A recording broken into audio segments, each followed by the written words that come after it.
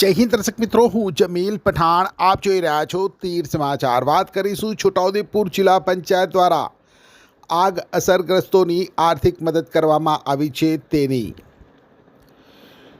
છોટાઉદેપુર જિલ્લાના સંખેડા તાલુકાના કાણાકુવા ગામે ગત તારીખ 7મી નવેમ્બરના રોજ એક આકસ્મિક આગની ઘટના બની હતી. આગની લપેટમાં આવેલ જગદીશભાઈ જયંતિભાઈ ભીલના મકાન સહિત 6 મકાનો આગમાં સ્વાહ થયા હતા. 6 પરિવારો ઘર વિહોણા થયા હતા અને મોટું આર્થિક નુકસાન થયું હતું. જે તે સમયે ઘટના અંગેની જાણ થતાં જિલ્લા પંચાયત પ્રમુખ મલકાબેન પટેલ ઘટના સ્થળે પહોંચ્યા હતા અને અસરગ્રસ્તોની મુલાકાત લીધી હતી અને અસરગ્રસ્ત પરિવારોને રાશન કીટ આપી હતી.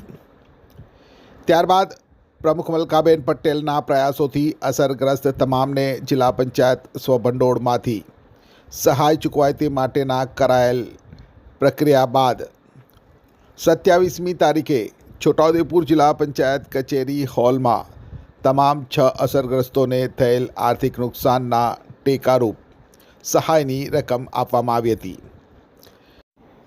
જેમાં જગદીશભાઈ જયંતિભાઈ ભીલને મકાન સહાયના રૂપિયા 50,000 અને ઘરવખરીના 2500 મળી 52,500.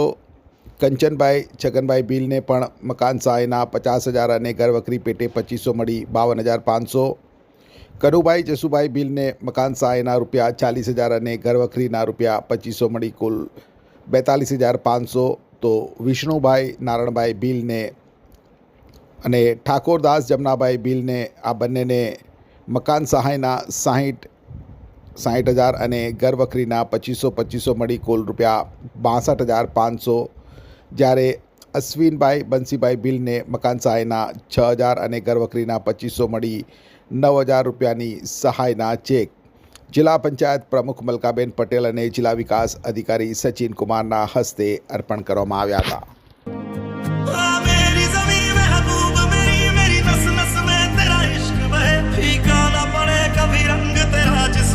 निकल के खून कहे